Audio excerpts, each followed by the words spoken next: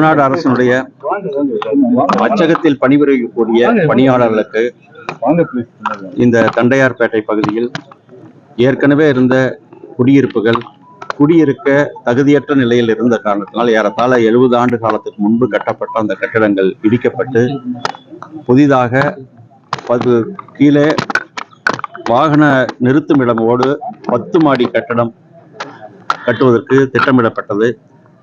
நிதிநிலையின் காரணமாக இன்றைக்கு முதல் கட்டமாக இப்பொழுது வாகன நிறுத்தும் இடமான சில்ட் போக மீதி 6 தளங்கள் கொண்ட 96 குடியிருப்புகள் ஏறத்தாழ 34.5 கோடி ரூபாய் மதிப்பிலே பணிகள் நடைபெற்று வருகிறது.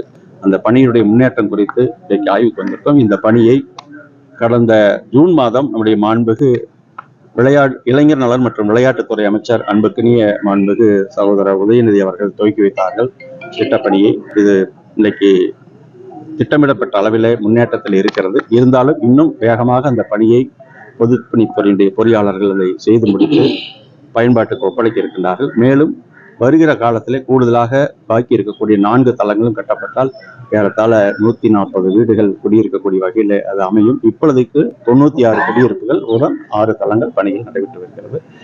எதிர்பார்த்த அளவில் பணியில் முன்னேற்றம் இருக்கிறது. சபாநாயகர் திமுக தொண்டனை போல செயல்படுகிறார், திமுக தொண்டனை போல செயல்படுகிறார் அண்ணாமலை குற்றச்சாட்டு வச்சிருக்காரு.